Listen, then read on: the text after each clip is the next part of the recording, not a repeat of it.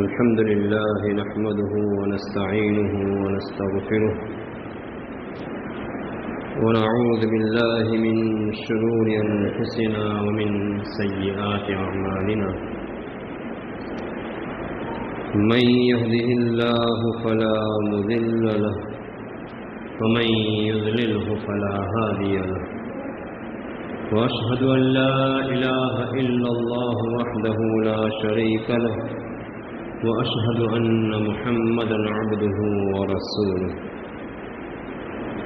صلى الله تعالى عليه وعلى آله وأصحابه أجمعين إلى يوم الدين. أما بعد فأعوذ بالله من الشيطان الرجيم. بسم الله الرحمن الرحيم. ادعوا ربكم تضرعا وخفيا إنه لا يحب المعتدين. وقال الله تبارك وتعالى ولا تكتموا الشهادة ومن يكتمها فإنه آثم قلبه. صدق الله العظيم. محترم حضرات،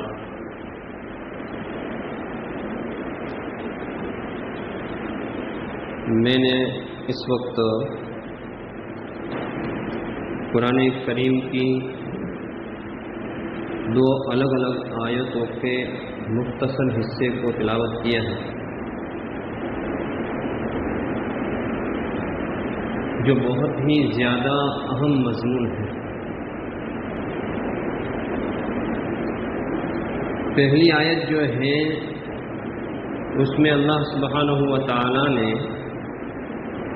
یہ حکم فرمایا ہے کہ تم اپنے پروردگار کو پکارو، بلاؤ، دعا کرو، ان سے مانگو. پھر آگے جا کر کے مانگنے کا طریقہ بھی بتایا ہے، تضرعا و خفیہ، عاجزی، انکساری، محتاجگی کے ساتھ اور آہستہ آہستہ.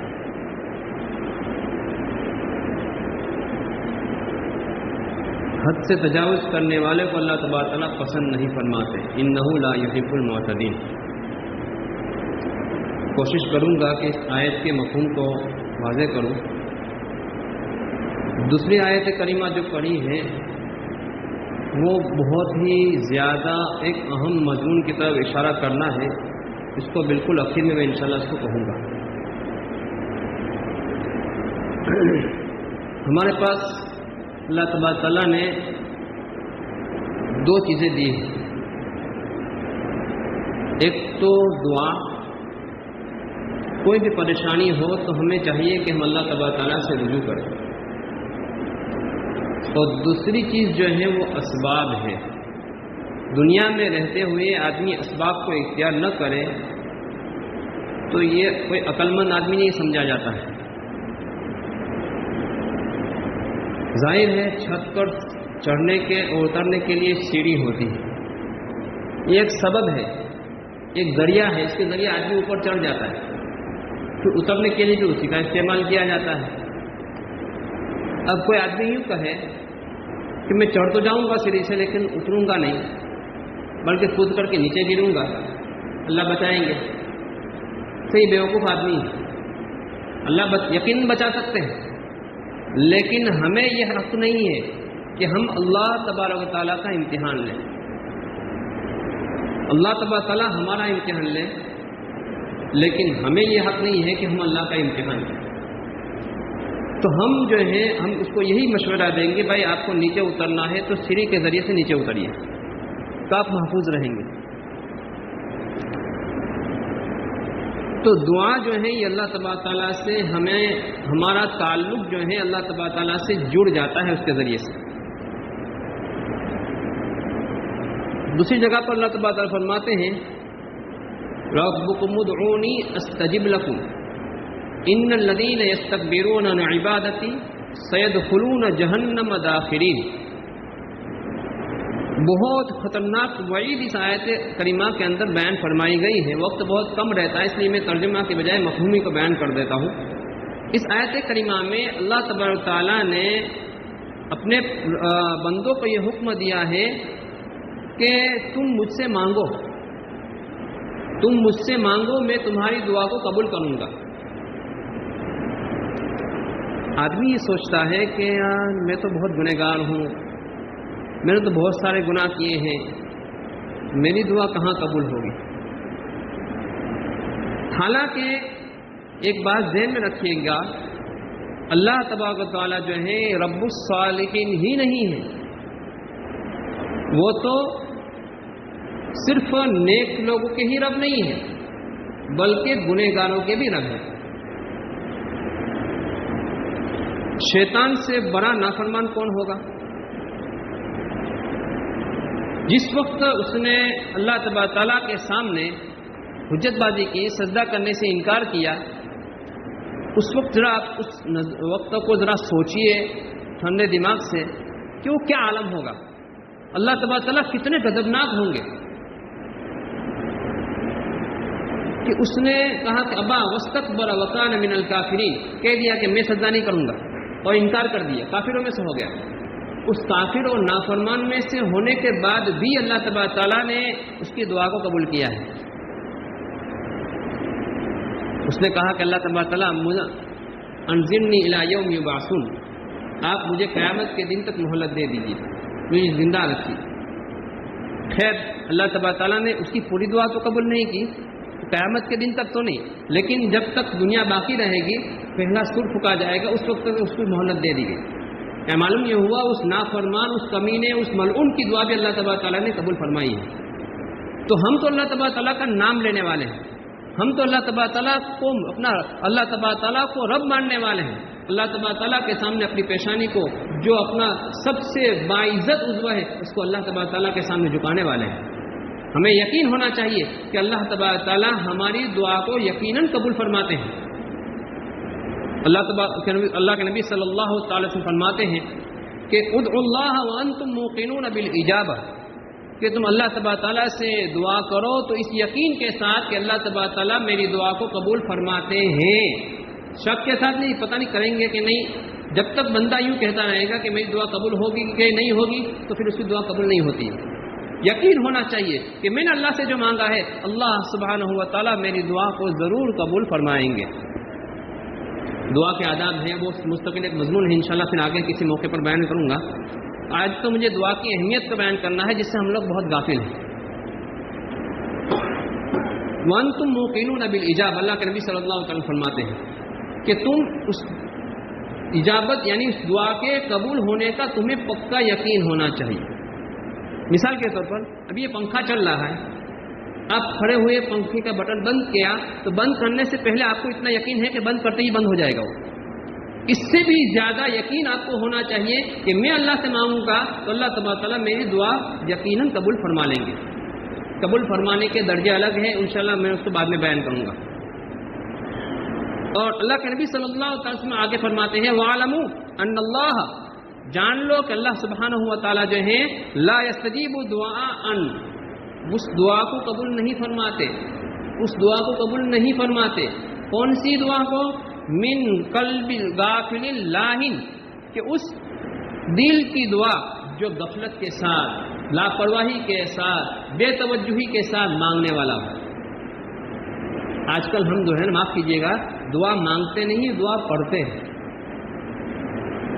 حالانکہ دعا پڑھنے کی چیز نہیں ہے، دعا تو مانگنے کی چیز ہے۔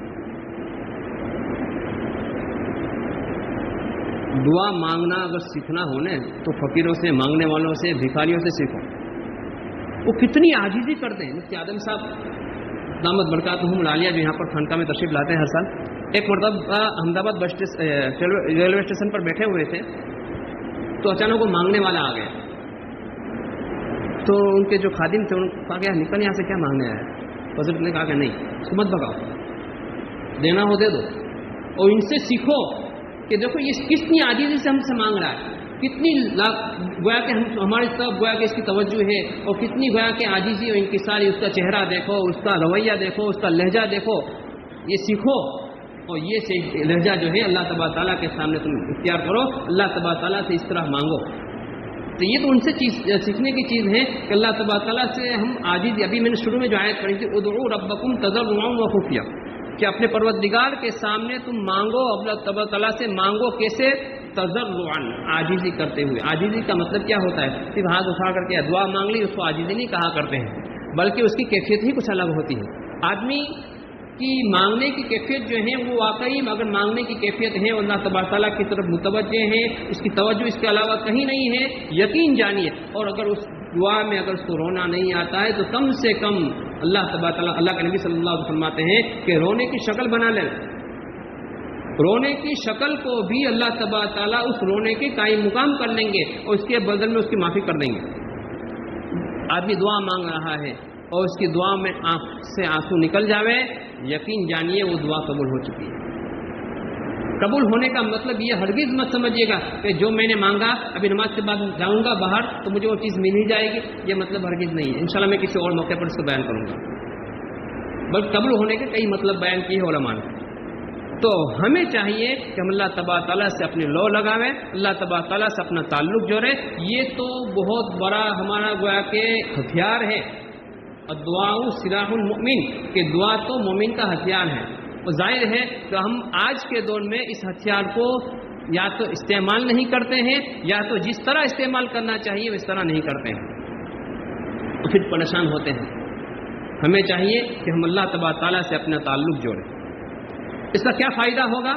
اچھا، اللہ کے نبی صلی اللہ علیہ وسلم فرماتے ہیں من فتح لہ منکم باب الدعاء، کہ اللہ تبارک تعالیٰ نے تم میں سے کسی کو دعا مانگنے کی توفیق دے دی تو یوں سمجھ لو فتحت لہ ابواب الرحمہ، کہ اس کے لیے رحمت کے دروازے کھول دیے گئے.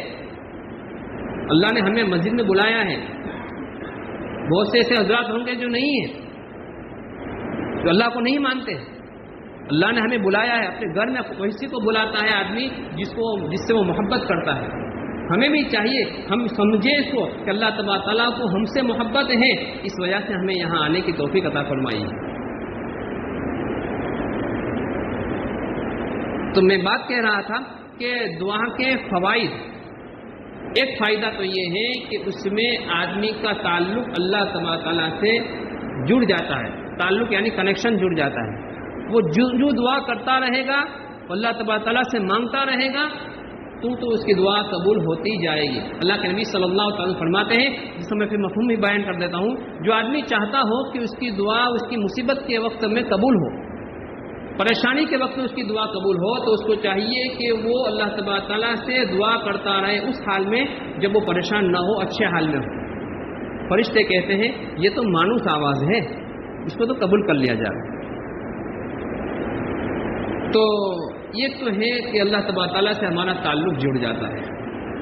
اور دوسرا فائدہ یہ ہے کہ مصیبت اور آفت اور تکلیف میں اللہ کی طرف رجوع ہونا یہ بہت بڑی نعمت ہے. یہ بہت بڑی نعمت ہے، اس کو نعمت سمجھے. اس کی وجہ سے انشاءاللہ بہت بڑا فائدہ ہوگا. کل قیامت کے دن بندہ جو ہے اللہ تبارک تعالیٰ اس کو اتنا دیں گے، اتنا دیں گے، اتنا دیں گے دعاؤں کے بدلے میں کہ وہ تمنا کرے گا کاش دنیا میں میری کوئی دعا قبول ہی نہ ہوتی، ساری دعا آخرت میں قبول ہوتی تو کتنا اچھا ہوتا. تو یہ بندے کی تمنا ہوگی قیامت کے دن. اللہ کے نبی صلی اللہ تعالیٰ علیہ وسلم نے اس کو بھی ہمیں بتلا دیا ہے کہ تم وہاں جا کر کے یہ تمنا کرو گے. اس لیے اللہ تبارک تعالیٰ سے جو دعا مانگتے ہو وہ دعا قبول ہوتی ہے، چاہے تو اس کا اثر دنیا میں ظاہر ہو تو بھی اور دنیا میں اثر ظاہر نہ ہو تو بھی. آخرت میں تو اس کا فائدہ ہر حال میں ملنے ہی والا ہے.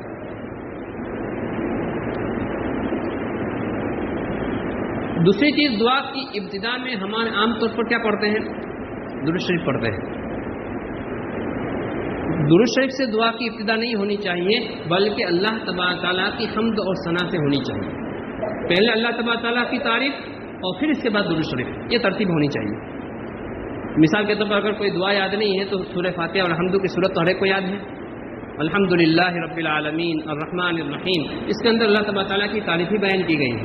پہلے اس کو پڑھیں، پھر دوسرے نمبر پر درود شریف پڑھنا ہے، تو انشاءاللہ وہ دعا بھی ضرور قبول ہوتی ہے.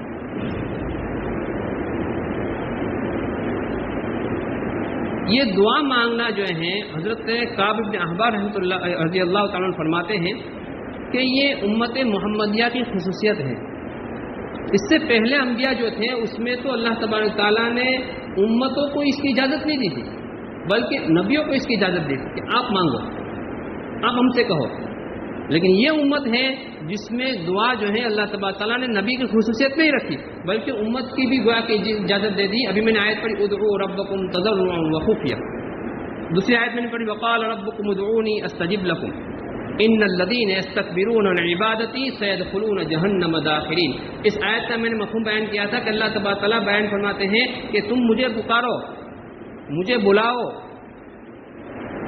جو آدمی مجھے نہیں بلاتا، کوئی آدمی یوں کہے اللہ تبارک تعالیٰ کو پکارتا ہی نہیں ہے، دعا ہی نہیں کرتا ہے، تو یوں سمجھو کہ وہ اپنے آپ کو گمان میں یوں سمجھ رہا ہے کہ مجھے کوئی چیز کی ضرورت ہی نہیں ہے. یہ سب سے بڑا متکبر ہے، یہ سب سے بڑا متکبر و تکبر کرنے والا. اسی کو آیت کریمہ میں بیان فرمایا گیا ہے ان الذین یستکبرون عن عبادتی. عن عبادتی سے مراد یہاں پر دعا ہے.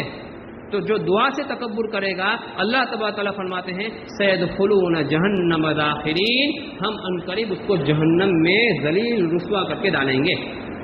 تو معلوم یہ ہوا دعا نہ کرنا، اللہ تبارک تعالیٰ سے نہ مانگنا، یہ متکبروں کا، جہنمیوں کا طریقہ ہے، ہمارا طریقہ نہیں ہے. اللہ تبارک تعالیٰ سے ہمیں دعا بھی مانگنی چاہیے. اور دوسری آیت میں نے پڑھی تھی وَلَا تَكْتُمُوا الشَّهَادَةَ وَمَن يَكْتُمْهَا فَإِنَّهُ آثِمٌ قَلْبُهُ. یہ ہمارا اسباب کے درجے میں یہ بھی میں بات کہہ رہا ہوں جو کہہ رہا ہوں. یہ بہت اہم بات ہے، اس کو سرسری طور پر ہرگز نہ لیں. آج کل ہمارا آپ لوگ جانتے ہوں گے بہت اہم مسئلہ جو چل رہا ہے اس وقت یونیفارم سول کوڈ کا. اس کو معمولی نہ سمجھے. ہم اگر نہیں جانتے ہیں تو میں بس احترام آپ سے کہتا ہوں جاننے والوں سے جا کر پوچھیے یہ کیا چیز ہے. ہمیں پتہ ہی نہیں ہے. بہت سے ہمارے علماء بھی ایسے ہیں جو اس لائن سے بالکل ناواقف ہیں. ہمیں چاہیے کہ ہم اس کو سمجھیں. ہمیں کچھ نہیں کرنا ہے. ابھی میں نے آیت پڑھی، میں اس کا پہلے ترجمہ کرتا ہوں. وَلَا تَكْتُمُوا الشَّهَادَةَ. اللہ تبارک تعالیٰ فرماتے، قرآن کریم کی آیت کا ٹکڑا ہے کہ تم گواہی کو مت چھپاؤ. وَمَن يَكْتُمْهَا فَإِنَّهُ آثِمٌ قَلْبُهُ. جو آدمی گواہی کو چھپائے گا تو اس کا دل گنہگار ہے. اور ایک حدیث میں اللہ کے نبی صلی اللہ علیہ وسلم فرماتے ہیں جس آدمی نے گواہی کو چھپایا، گواہی نہیں دی، تو اس کی وعید ایسی ہے جیسے کہ جھوٹی گواہی دینے والا. اب ذرا سوچئے، آپ سوچیں گے کیا بات ہے. ہمیں اس وقت کچھ نہیں کرنا ہے، ہمیں تو صرف اپنی رائے دینی ہے. رائے کس طرح دینی ہے؟ آج کل موبائل چلانے والا ہر ایک فرد جانتا ہے، اور جو نہیں جانتے ہیں وہ پوچھے اور اپنی ذمہ داری سمجھے. بلکہ میں تو اس سے آگے بڑھ کر کہوں گا اس کو عبادت سمجھے. یہ عبادت ہے، یہ عبادت ہے، عبادت سے کم درجہ نہیں ہے اس کا. ووٹنگ جو ہے نا وہ بھی عبادت ہے. آج کل ہم نے سمجھا ہے ووٹنگ تو نہیں کریں گے تو کیا فرق پڑ جائے گا. نہیں، یہ بہت بڑا فرق پڑے گا. ابھی میں نے دو چیزیں آپ کو سنائی، ایک تو قرآن کریم کی آیت سنائی اور ایک اللہ کے نبی صلی اللہ تعالی علیہ وسلم کا ارشاد سنایا کہ جو آدمی گواہی نہیں دیتا ہے گواہی دینی چاہیے اس کو. نہیں دیتا ہے تو وہ جھوٹی گواہی دینے والے کے برابر ہے. اور جو آدمی گواہی کو چھپائے گا تو یہ گنہگار ہوگا. وَمَن يَكْتُمْهَا فَإِنَّهُ آثِمٌ قَلْبُهُ. اور اسی آیت میں آگے اللہ تبارک و تعالیٰ فرماتے ہیں، لمبی آیت ہے، وَلَا يَأْبَ الشُّهَدَاءُ إِذَا مَا دُعُوا. کہ جب کسی آدمی کو گواہی کے لیے بلایا جاوے تو انکار نہ کرے بلکہ گواہی دے. تو آج ہماری یہ ذمہ داری بنتی ہے کہ ہم ایک لنک کے ذریعے سے کلک کر کے ہماری جو رائے ہے وہ ہم پہنچا دیں. آج کل موبائل کے اندر مسلم پرسنل لا کی طرف سے باقاعدہ مہم چلی ہے، اسکین کرنے کا کوڈ بھی آتا ہے اور لنک بھی آتی ہے. جاننے والوں سے پوچھیں ہمارے گھر کا کوئی فرد جو جس کی عمر 18 سال یا اس سے زائد ہو باقی نہیں رہنا چاہیے، اس میں سے ہر ایک گویا کے حصہ لے اور ہر ایک اس کے ذریعے سے اپنا ووٹ ڈالے، اپنی رائے دے. ہم سبب کے مکلف ہیں. سبب اختیار کر لیا، نتیجہ اللہ پر ہے انشاءاللہ. ہم سبب اختیار کرنے کی وجہ سے اللہ تبارک تعالیٰ کے یہاں انشاءاللہ ماخوذ نہیں ہوں گے، مجرم نہیں بنیں گے. ہم نے تو ہمارے اختیار میں جو تھا وہ کر لیا، پھر جو مسئلہ ہوگا اللہ تبارک تعالیٰ کے حوالے ہے. تو اس لیے معمولی نہ سمجھے، اس بات کو پھیلائے. ہر آدمی سوچ لے کہ انشاءاللہ میں اس کام کو کروں گا. اور اتنا ہی نہیں، اپنے دوست احباب میں اس بات کو چلاوے.